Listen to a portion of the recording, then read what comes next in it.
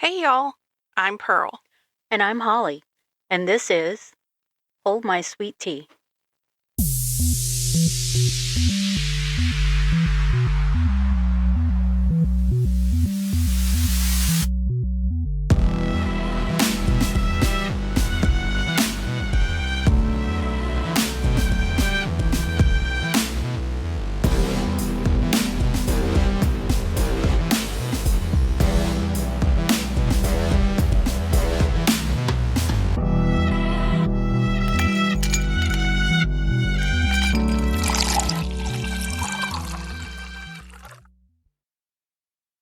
Welcome to Hold My Sweet Tea, the podcast where we sip tea and uncover hidden secrets and chilling crimes lurking beneath the surface of Southern hospitality. Yes, ma'am. Along with spooky tales and haunted history that give the South its eerie charm. No, we did that on the last one. Sorry. I do not say blah, blah, blah. Blah, blah, blah. Except I'm sipping iced coffee this morning because I need a boost. Get the booster. The booster. What is your favorite go-to iced coffee? Oh, gosh. I'm so basic. I don't really, I do frozen coffee and not so much iced coffee. So I'm like a big caramel frappuccino chick. On the other spectrum of the basic, because I like the shaken espresso. And I know that's, become a basic drink also. But it is what it is. Yeah. But I made my own coffee this morning because it's expensive and I try to make it from home. Yeah, that adds up. It does. It really does. But not sponsored. They are opening a Dutch Bros in Baton Rouge, and I'm so excited. Oh my goodness. I lived in Oregon for a few years and I got spoiled by Dutch Bros, and I cannot wait until it's open. I will be driving to Baton Rouge at least once a month. I'm going to try to curb myself. Dutch is the best. So when it comes to the South and everybody gets to try it, you're going to be like, holy moly, this is the best coffee ever. They're going to be like, Starbucks who? Seven Brew who? Exactly. PJs who? Ugh, I don't like PJs. Sorry, PJs, but I don't like PJs. Yeah. I know that's a New Orleans thing, but it's like, and I don't know. I've tried it more than once. And honestly, it just tastes burnt. Yeah, to me it's got a burnt taste. And I'm not a huge community coffee fan either. So I like some of Cece's stuff, which is also a, South Louisiana. I will turtle mocha sippy all day Turtle long. mocha sippies are good, yes. But I'm not that's not like a go-to for me. So if I have to go, I will go to Starbucks. But if they open a Dutch down in the New Orleans area, Holly going to be calling me. I'm going to be late for work because I need to go. I went to Baton Rouge and traffic is bad. And it's on like LSU campus area, so I know it's like way down there. Horrible. It's going to be busy. Yes. So coffee talk on the tea. Here we go. So any exciting things happen with you this weekend, or any exciting news, or maybe not exciting news? No, I literally just kind of hung out with my dogs this weekend. I know there were some parades, but it was cold and I avoided that. It rained all day yesterday. Yeah, it was raining all day. And so I spent some time watching the Gabby Petito stuff. Oh yeah, I finished that too. It was really interesting. Yeah, so sad. So sad. I started on the Fox Hollow. Oh, did you? Yeah, the Fox Hollow murders. Yes. Yeah, that one's really good. The one they keep advertising, the Jeffrey Dahmer you never knew about. I know, and I was like, ooh. Yeah. That guy's kind of like creepy though.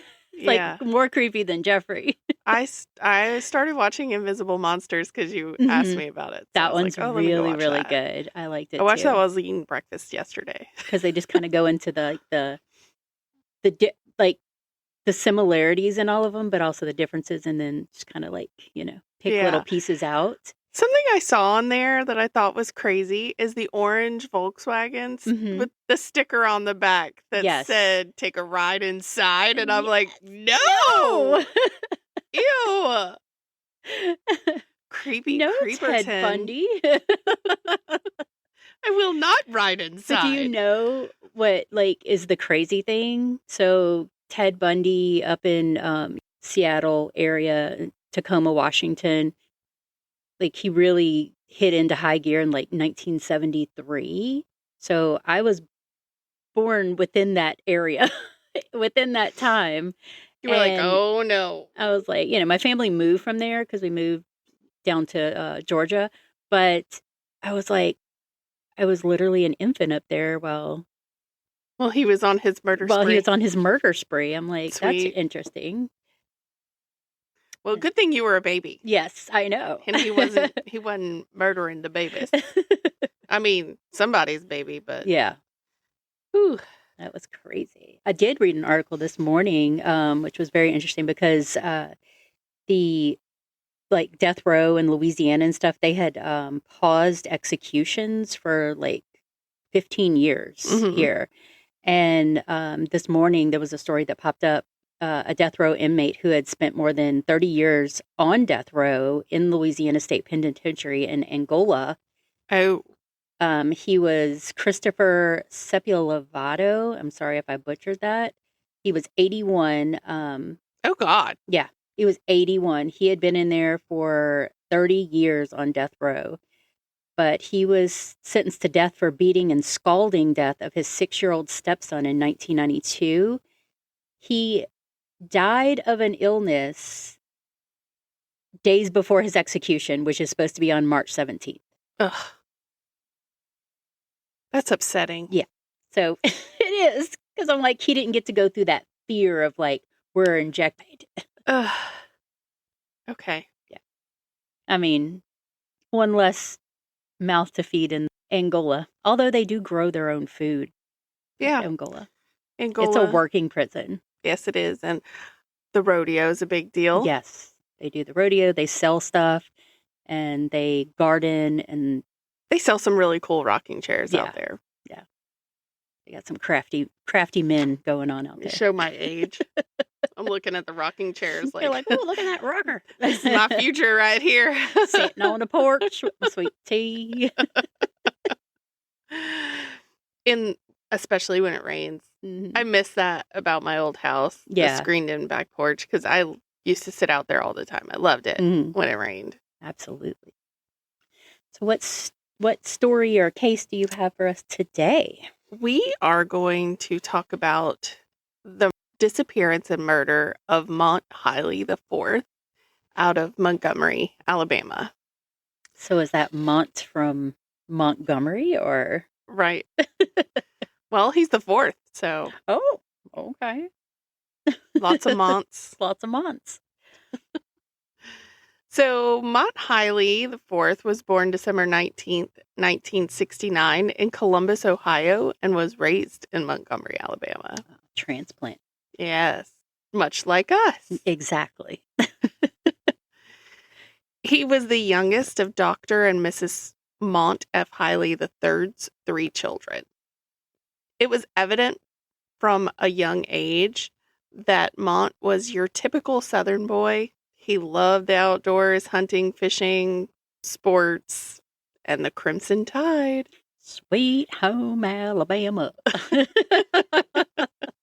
Not dueling banjos. No, ew. He was known for being quick-witted and for his kind smile and infectious laughter. He did attend the University of Alabama, which makes sense as to why he was a big Crimson Tide fan. Well, there you go. Yeah. While he was there, he was part of the Sigma Alpha Epsilon fraternity. And he was just really big into family. Yes. He spent a lot of time at his family's hunting camp and lake house. He graduated and went into the construction industry. It caused him to have to travel a lot. So he was gone a ton, but his home base was always Montgomery. And he made sure that he made time to regularly come home to spend time with his family and friends. He didn't have any kids of his own, but he especially loved spending time with his niece and his nephews. Nice. Sounds like a cool guy. Yeah, like, you have to wonder. The cool uncle. The cool uncle, yes. Yeah. I'm like the cool aunt, but I have much older children than all of my little nieces and nephews are also young.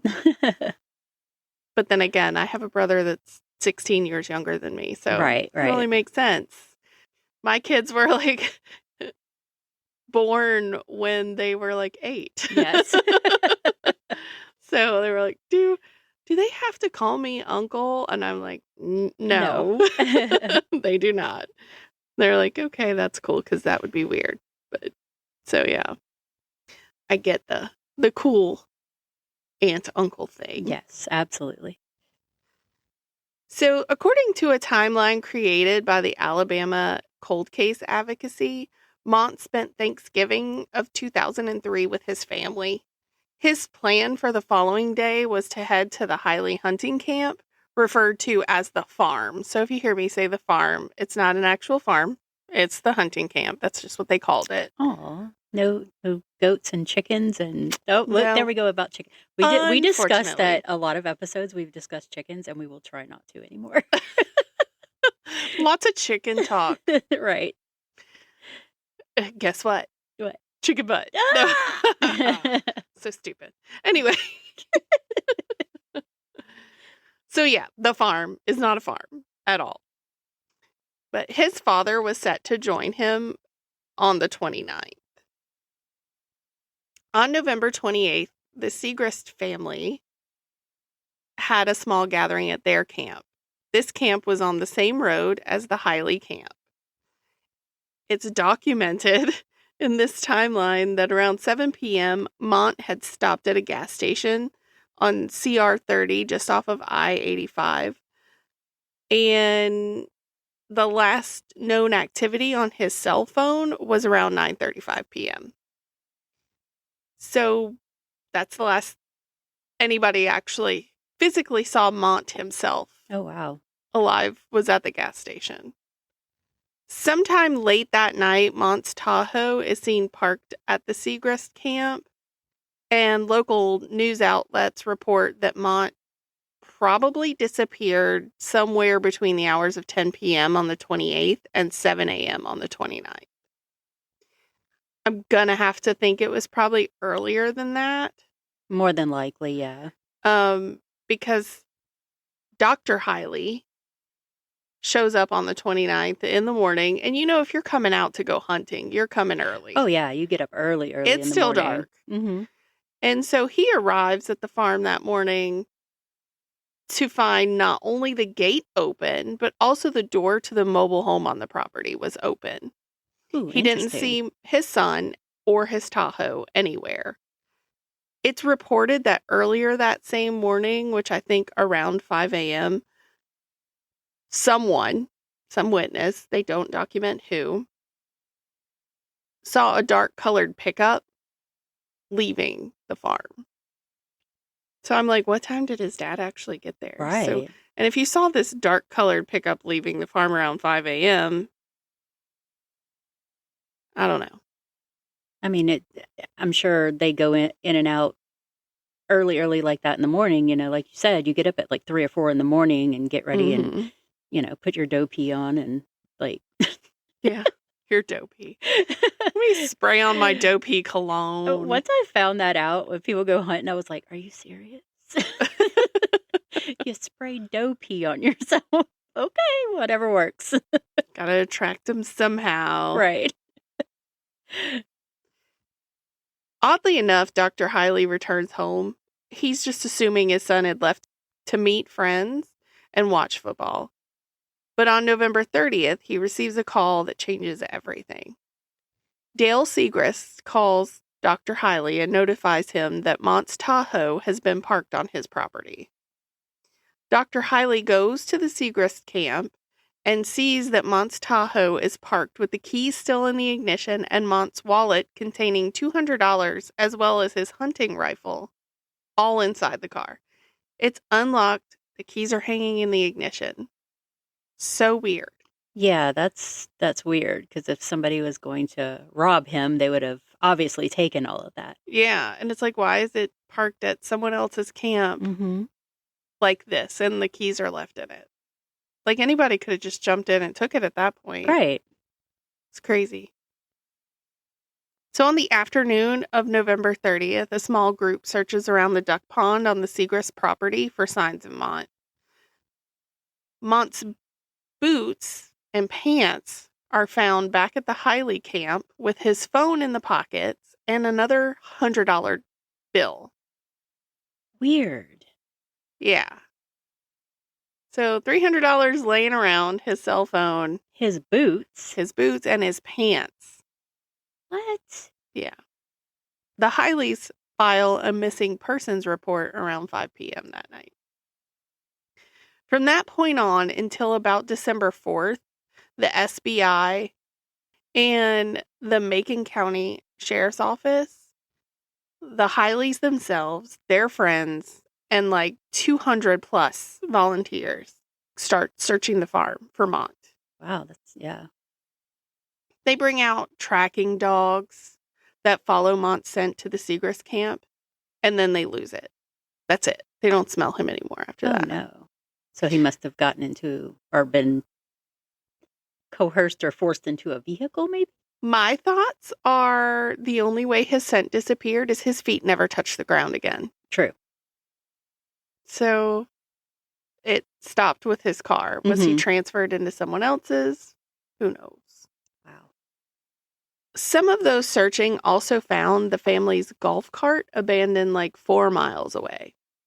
It was apparently stuck on a tree root, and Mont's shirt and other effects were nearby. This is where it gets a little bit weird because remember, I just said that his phone was in his pocket of his pants at the with camp. His boots and $100 bill. Yeah, this is getting really odd. Well, apparently they also found a cell phone here. What? Yeah. And a pistol, as well as a rechargeable flashlight that was still in working order. But no signs of Mont. This is getting like super like Odd. Yeah, I'm like trying to find a word. I'm like, no, just odd. Odd is it. It's just everything's a little off here. So on December 4th, law enforcement calls off the search and a $10,000 reward is offered.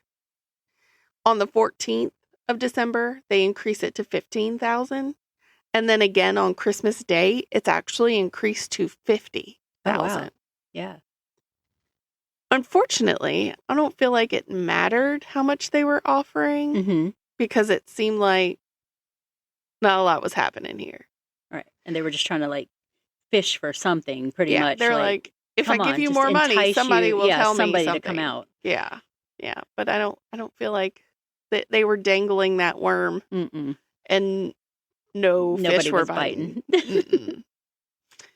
So on January 14th of 2004, in the late morning, Johnny Johnson, a resident of Shorter, Alabama, discovers a body in an unused silo located behind the Back 40 restaurant. The silo was on land owned by Johnny's father, Ted Johnson. And according to the timeline, the silo was located just outside the original search boundaries, leaving the question of whether or not Mont's body was there this whole time. Right. They don't searched know. close by, but did not search there. And I read in an article that when Dr. and Mrs. Highley were looking for their son, they were near that silo. And when they got back in their vehicle to leave, the truck wouldn't start. And she felt like, in hindsight, when she's like, that's probably why the truck didn't start. Like, my son was trying to tell you that I'm here. You're near me, whatever. So I was like, that's crazy. Yeah. Yeah. Sometimes it happens like that, though. Right. So Dr. Highley told Dateline that Mont was discovered wearing only a t-shirt. There was a pair of pants that had been neatly folded and placed on top of his body. And Mont's mother, Gail, continued explaining that the pants were jeans, and as far as she knew, Mont never had a pair of jeans. So odd. Yeah, like all this just extra phone, jeans, Money. money Boots. everywhere, Yeah. keys in the ignition. But due to decomposition, the body was identified via dental records on 115. So there wasn't a whole lot of evidence like that you could see to be able to tell what his cause of death was. In August of 2004, law enforcement did a recanvass of the area where the body was found and re-interviewed potential witnesses. Governor Bob Riley issued a reward of $5,000 for any information leading to the arrest and conviction of the person or persons responsible for Mont Highley's murder. Apparently, this is the only reward that remains today. And they're still just trying to search for... Still trying to find it. A clue, something. Any clue, right. I feel there's a lot of weird clues, but what do they mean? So I think it's like, I would assume that he was alive when the boots were taken off, because if you have ever tried to take boots off of somebody that has passed out, and let me tell you, I have experienced this before.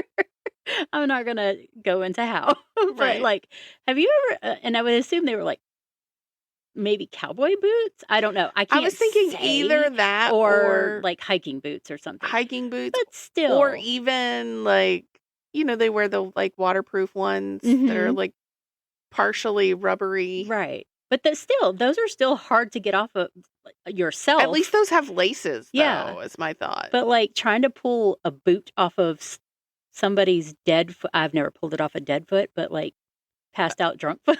Yeah. Is really hard. So, like, was he told to undress, take this off, and then somebody was just dropping little clues here and there? It's so weird. There's some information that I was having a hard time, like, verifying in other articles, but there were spots where people actually said those boots and pants were wet. Oh, and then a wet pant and boot trying to get that off somebody. Yeah. Weird. And so they were thinking, oh, did he go change his clothes and then leave? Like, did he get wet, go change his clothes, and then disappear? Don't know. It's just crazy to think that he would have left all that other stuff. Like, if something happened while he's on this golf cart, it gets stuck on a tree limb, he gets out. Where did he fall in water? I don't know. Right. You try to play these scenarios out in your head without knowing the landscape. And, and you can't see. They don't say anything about a pond being anywhere on the Highley farm. But, I mean, that doesn't mean that there isn't. I mean, there could have been. There was a duck pond on the Segrist farm. Did he get wet over there? But I can't believe that he walked all the way back to the Highley camp from the Segrist duck pond to change some clothes. Right. And then still, where'd the jeans come from if his family doesn't even think he owned jeans? Right. Because, like, most guys now, like... Somebody trade pants hardly ever wear jeans. Like, my son, you would have to force him to wear jeans. It is basketball shorts and track pants. That's all that boy wears. Yeah. You think it's, like, commonplace for everybody wears jeans. No. Everybody does not. I don't think your son even hardly ever wears the track pants. No, unless it's like freezing cold. Shorts are his best friend. Yep. And your son's the opposite. He hardly wears shorts. He wears nothing but track pants. Funny enough, he used to be the opposite. Yeah. I would fight that boy to wear pants to school and it was cold out. And he'd still be in khaki shorts. Like, what are you doing? Now, if he has shorts on, I'm like, what's going on? You okay? I see your legs. I haven't seen those in years. Right. What are those?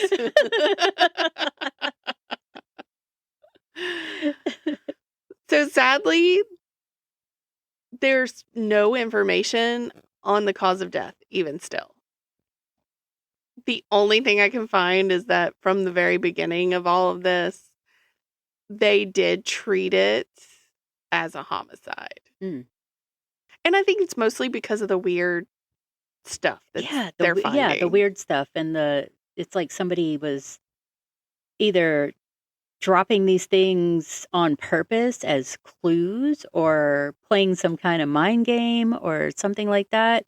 But it's just, Right. again, it's odd. They're just trying to make it as weird and impossible as they can.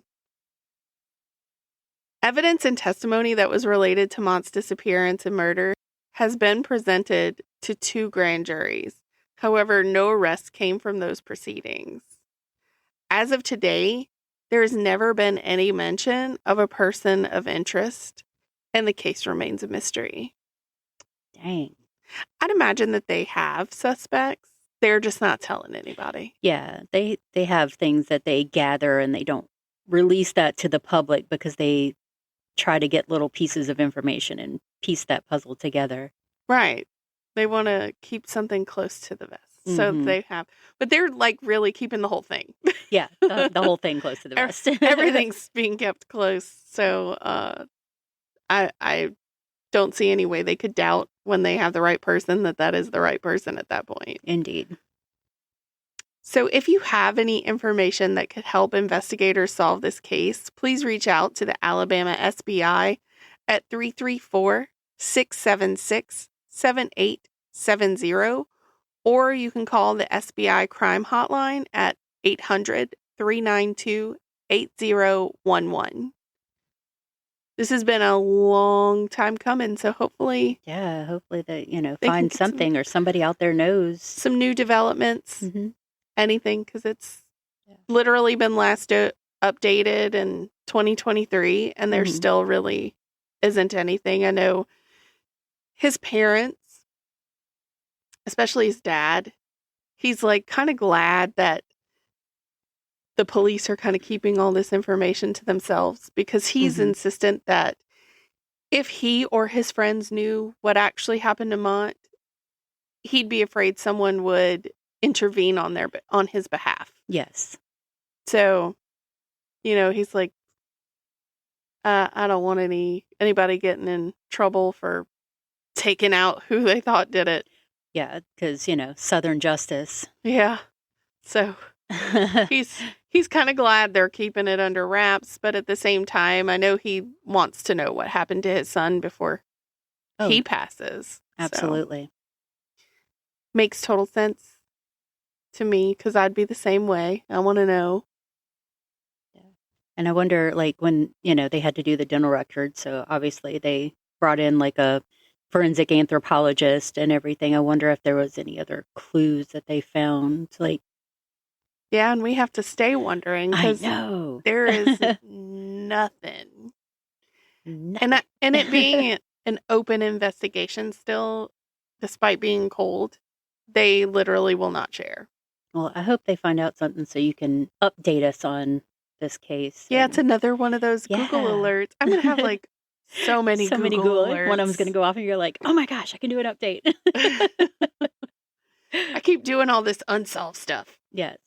So I mean, a lot of cases are unsolved, and they just sit there and go cold forever. And I feel like it's nice to hear one that's been solved, but at the same time, I feel like it's even more important to share the ones that haven't. Because who knows? Right. Who knows? And you get invested in this case because you've researched it and you've gone, through this range of emotions with the family, and just how you think you feel when you're like, oh my gosh, they caught this person, they found out who did it, how the family feels. Yeah. So like 1,000 times more relief that the family feels. So yeah, it's important to get these cases out, and hopefully somebody out there knows something that they're willing to share that maybe they weren't willing to share before. Indeed. I say indeed a lot. Sorry. It's been a long time. I'm like over here with my fingers. Would you like to hire on? I was over here thinking, and my fingers together going, indeed. Yes, very, very good. We're goofy in the morning. Yeah, for sure. It's like We have spiders in our brains. Spiders. Arachnus. What did you say? Arachnus dethicus. Yes, I love Megamind. Yeah. Oh, my goodness. Thank you for joining us on Hold My Sweet Tea. All sources used to create this episode can be found in the show notes. Our music was created by Patty Salzetta. If you enjoyed this episode, please subscribe and leave us a review. You can follow us on Facebook at Hold My Sweet Tea, Instagram at Hold My Sweet Tea _podcast, TikTok, Hold My Sweet Tea, the interwebs, holdmysweettea.com, YouTube at Hold My Sweet Tea Podcast, and obviously on our website, there are links to Spotify, Apple Music, Amazon Music, iHeartRadio. Anywhere you get your podcast, we are there. Anywhere and everywhere. All the places. So follow us so you don't miss a single thing. And if you are, listening to us on YouTube, hit that subscribe button, the alert button so you don't miss an episode. Hold My Sweet Tea is a Drunken Bee production. Bzz. And y'all remember to stay safe out there. And just because we're dipping doesn't mean y'all can't keep sipping. Bye. Bye.